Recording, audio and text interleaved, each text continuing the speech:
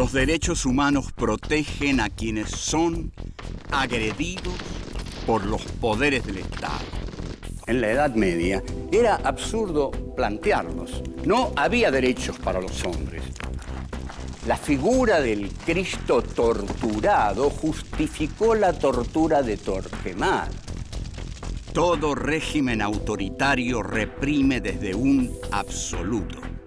Primo Levi dice, existe Auschwitz, no existe Dios. ¿Dios ignoraba la ESMA? ¿Las matanzas en Vietnam? En un mundo en el cual el silencio de Dios es agobiante, los seres humanos tenemos la obligación de tomar la palabra.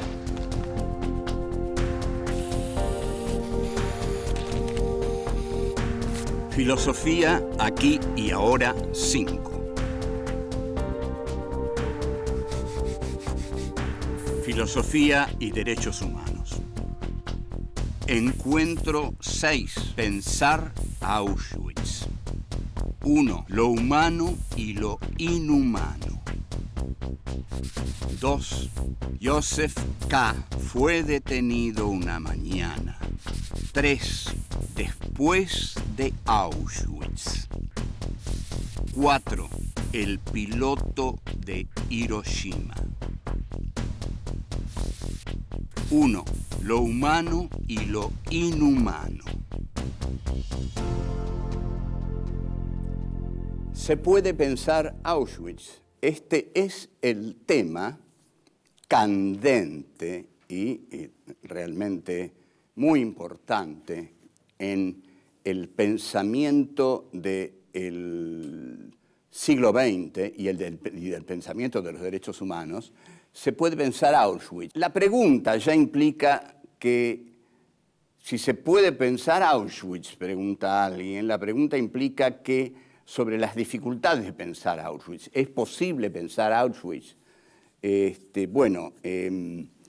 ¿Por qué? ¿No fue Auschwitz más allá de la razón? ¿No es impensable Auschwitz? ¿No es impensable como lo que ocurrió en Auschwitz es inhumano y en consecuencia es impensable? ¿No está Auschwitz más allá de todo lo humano, implicando una ruptura en el desarrollo de la humanidad, tal como lo postulan los filósofos de la Escuela de Frankfurt, Adorno y Horkheimer fundamentalmente?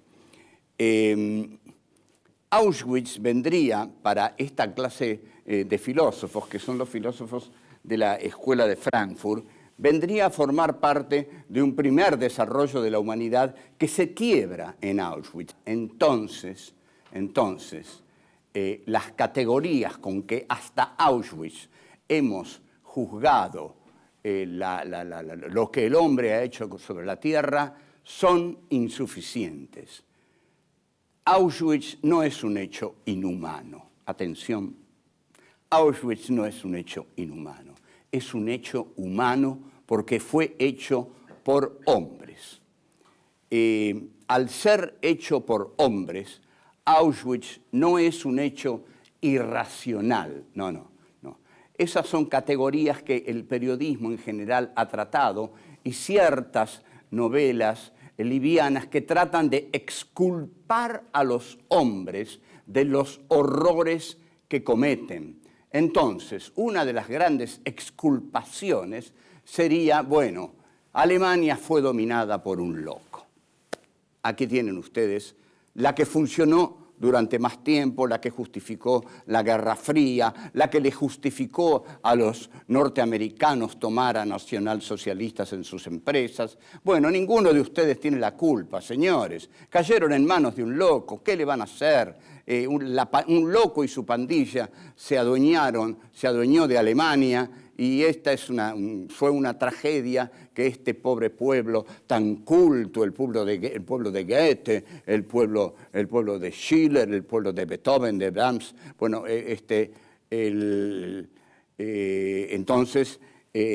fueron aniquilando, fueron incorporando a las empresas norteamericanas y a las empresas que... Ese fue el milagro alemán. ¿Cuál es la base del milagro alemán? ¿Cuál es la base del milagro alemán? La base del milagro alemán es: los alemanes son inocentes, porque si no, no hay milagro alemán. Los alemanes son inocentes. De Alemania se apoderó una pandilla de locos que hizo todos los estragos que todos conocemos y, sobre todo, que mató a 6 millones de judíos y que puso todos los campos de concentración. Pero los alemanes, con los alemanes podemos hacer grandes negocios y, sobre todo, Alemania tiene que estar de nuestro lado para frenar el comunismo. Para frenar el comunismo. No olvidemos que las bombas de Hiroshima y Nagasaki fueron arrojadas más como advertencia contra la Unión Soviética que para ganar una guerra que ya estaba ganada. Ahora bien, todos aquellos que dicen que Auschwitz fue un fenómeno irracional, que el nazismo fue la obra de la pandilla de un loco, se equivocan. Auschwitz fue un fenómeno cuidadosamente racional. El nacionalsocialismo fue una doctrina rigurosamente intelectual, pensada, basada en las tradiciones de Alemania. En Alemania ya había un sedimento antisemita profundo y además Alemania necesitaba a Hitler para expandirse territorialmente, porque la tragedia del siglo XX es que la unidad alemana se da tarde en el siglo XIX. La unidad de Alemania, cuando se da, el reparto imperialista del mundo ya está hecho. Alemania llega tarde a esa cita y tiene que rediscutir todo de nuevo. Entonces, 2 guerras mundiales en el siglo XX. Seguimos.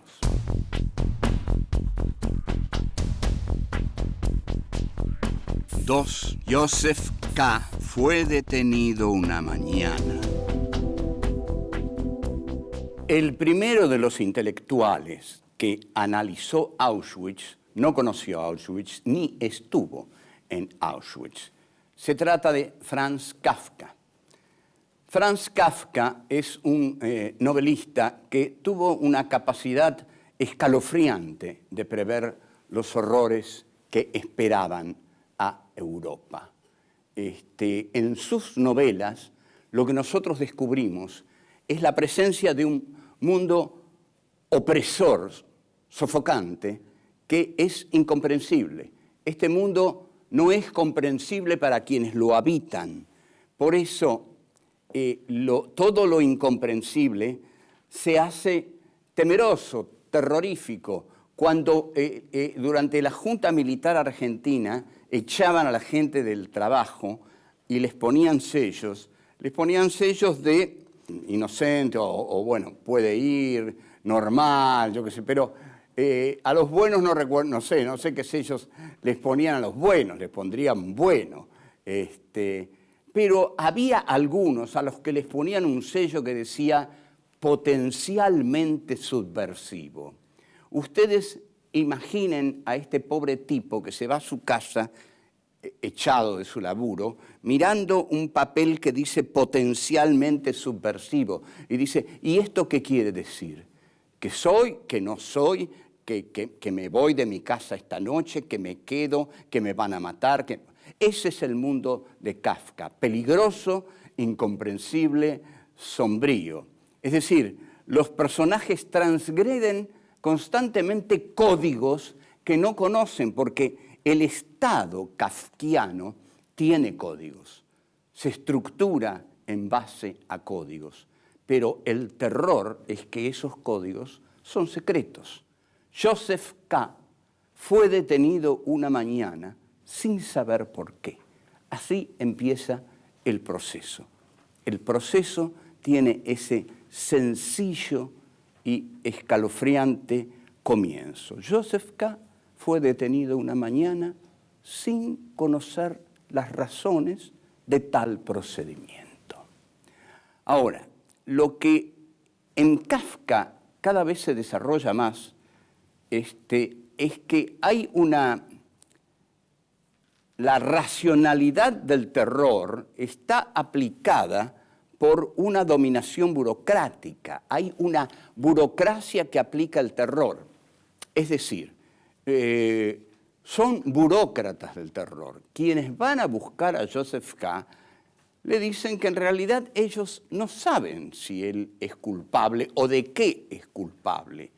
Lo que saben es que tienen que buscarlos. Nosotros nos lo tenemos que llevar, señor Joseph K. Lo que usted sea para nosotros no tiene importancia. Ahora, Joseph K. era llevado por inextricables motivos, inexplicables, inextricables, nadie los podía conocer. Pero los judíos sí eran llevados en masa a los campos de concentración por un motivo, porque eran judíos. Hitler hizo de la ontología judía un mal. El judío es judío, y porque es judío es culpable. Es notable esto, y es notable lo que debe sentir aquel que es algo y por ser simplemente lo que es culpable. ¿Quién decidió su culpabilidad? Bueno, el régimen nacional socialista. Entonces, volvemos a Kafka. ¿Cómo es la cosa? Ustedes imaginen así. Muchos judíos vivían en Alemania. Alemania era un país de judíos alemanes. Entonces, una mañana, todos estos judíos alemanes despertaron y descubrieron que eran culpables, que eran judíos y que por eso eran culpables. Ahora vamos al comienzo de la metamorfosis de Kafka. Gregor Samsa, el protagonista de la metamorfosis, se despierta una mañana transformado en un horrible insecto. No hay aquí una horrible similitud, no hay aquí una similitud estremecedora, porque los judíos creían que no iba a pasar nada, que iban a seguir viviendo en su Alemania, porque pocos judíos se sentían tan alemanes, como ni siquiera los alemanes se sentían tan judíos como... El judío era alemán y mi patria es Alemania, pero una mañana, un cierto día, hace todo así y de pronto son insectos, son cucarachas y las tropas de asalto pasan a buscarlos. Y ahí comienza el horror que Kafka prefigura en la metamorfosis. Seguimos.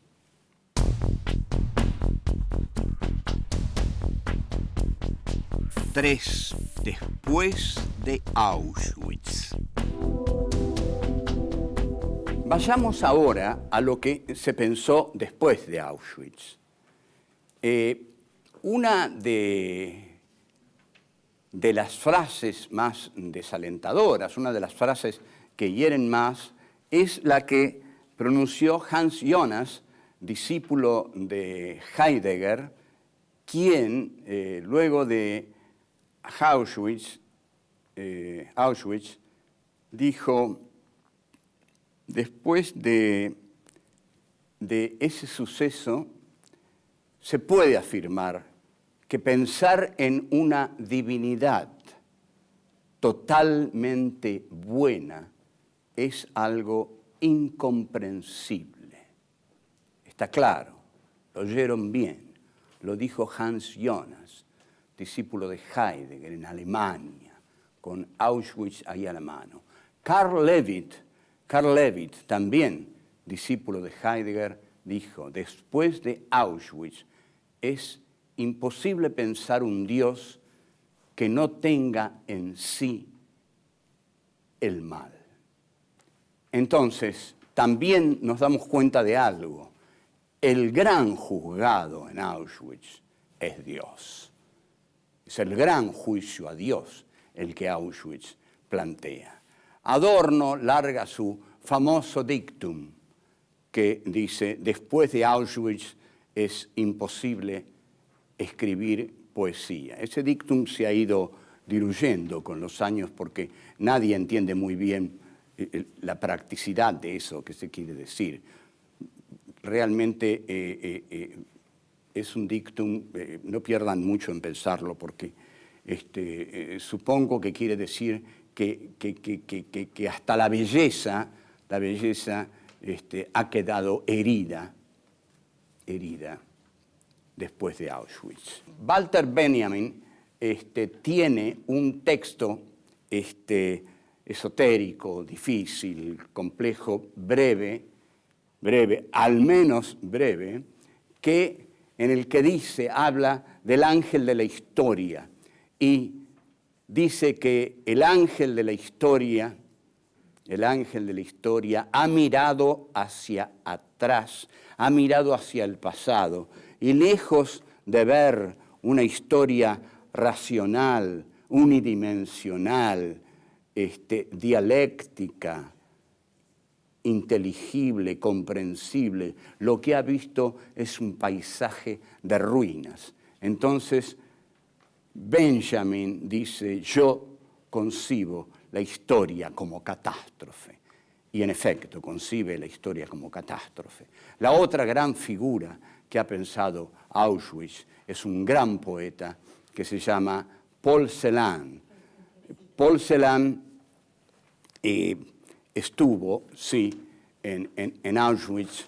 Paul Celan sufrió las atrocidades de los campos de concentración y quiso visitar a Heidegger y lo visitó y antes escribió un poema que él lo escribió en alemán porque dice que quiso escribirlo desde el lenguaje de la muerte. El poema se llama Fuga de muerte y dice así: leche negra del alba la bebemos de tarde, la bebemos al mediodía y en las mañanas, la bebemos en la noche, bebemos y bebemos.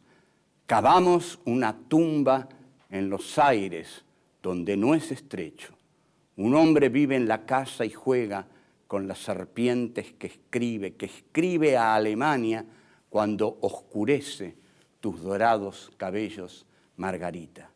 Lo escribe y sale frente a la casa y refulgen las estrellas y con un silbido llama a sus perros de presa y silba a sus judíos, les hace cavar una tumba en la tierra, nos manda, toquen para el baile.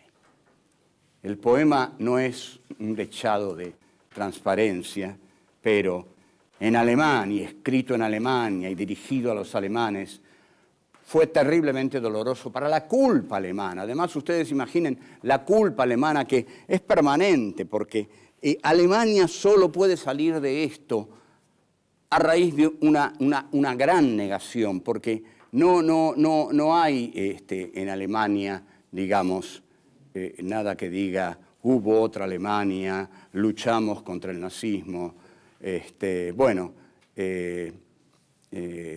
Habría que buscar también entre nosotros y contra la dictadura de Videla, que es lo que hubo. El tema de la culpa lo vamos a tratar en algún momento. Primo Levi es el otro gran pensador de Auschwitz, los hundidos y los salvados, si esto es un nombre.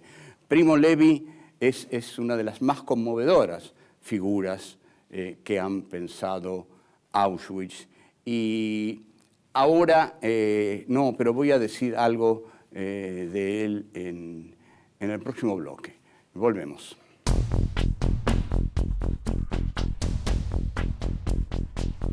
Cuatro, el piloto de Hiroshima. Primo Levi es, como dije, uno de los más importantes personajes, filósofos, científicos. El hombre había estado ahí, había estado cavando tierra sucia en Auschwitz y escribe 2 libros, Los hundidos y los salvados y Si esto es un hombre. Lo que sorprende a los que siguen a Primo Levi, lo que les duele es que cuando todos creían que Primo Levi había elaborado profundamente y con distancia su tragedia, se tira por el hueco de una escalera de un edificio. Bien, vamos a un tema muy conmovedor, muy conmovedor. Vamos a Hiroshima. ¿Qué tiene que ver Hiroshima? No hagamos esa pregunta, por favor, con Auschwitz. Hiroshima es la muerte de 200.000 personas en 5 minutos.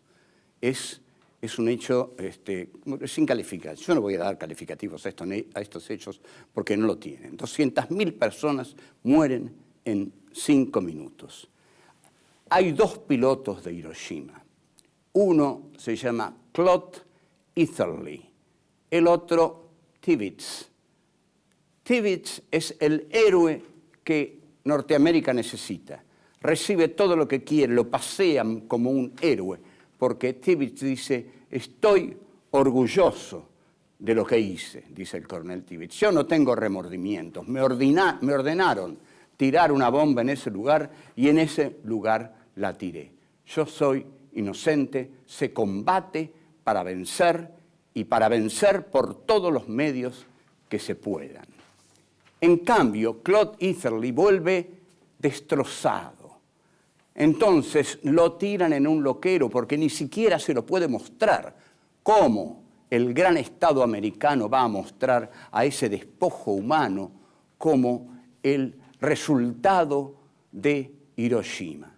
Pero Claude Eatherly no mejora, cada vez se vuelve más loco porque no tolera el peso moral de la culpa de Hiroshima. A partir de ahí va de un loquero en otro, intenta suicidarse, su vida es un desastre. Pero un día recibe una carta del filósofo alemán Günther Anders, que tiene la enorme inteligencia de dirigirle una carta. Entonces, Anders reflexiona que en lo que dice, habla de la técnica, Anders, porque ha sido un discípulo de Heidegger, y dice que la técnica ha cambiado con la situación moral. La técnica, evidentemente, ha llevado a la bomba atómica que puede matar 200.000 personas en 5 minutos. Entonces, la técnica nos vuelve más culpables, dice Anders. La técnica es capaz de las más grandes atrocidades y de esas más grandes atrocidades somos culpables. Entonces, le dice a Eatherly, yo le pido, por favor, acá todos los años se conmemora ese horror de la bomba atómica sobre Hiroshima. Si usted pudiera, señor capitán coronel Eatherly, mandar este año una carta a la doliente gente que se reúne aquí, se lo agradeceríamos, porque usted también, Eatherly, es una víctima de Hiroshima. Y es tan profundo y duro y conmovedor este concepto de Anders, que es excepcional. Eatherly le dice, Claude Eatherly, usted también es una víctima de Hiroshima. Günther Anders ha luchado toda su vida por los derechos humanos. Bien vale una vida para luchar por los derechos humanos. Y es un hombre que conoce profundamente el tema, sabe lo que le está diciendo a Claude Eatherly. Usted también es una víctima de Hiroshima. O sea, Auschwitz e Hiroshima, desde el punto de vista de los derechos humanos, son la misma atrocidad. Y es aquí donde nosotros debemos plantarnos, porque nosotros dialogamos, pensamos, actuamos desde el punto de los derechos humanos. Y recordemos que los derechos humanos, ante todo, lo que dicen es que toda vida humana es sagrada. Entonces, tanto los 200.000 de Hiroshima como los 6 millones de Auschwitz, como los 30.000 de Argentina, son para nosotros sagrados, y es por ellos que vamos a seguir pensando y luchando a nuestro modo, tratando de llevar claridad ante la muerte. Hasta la próxima. Chao.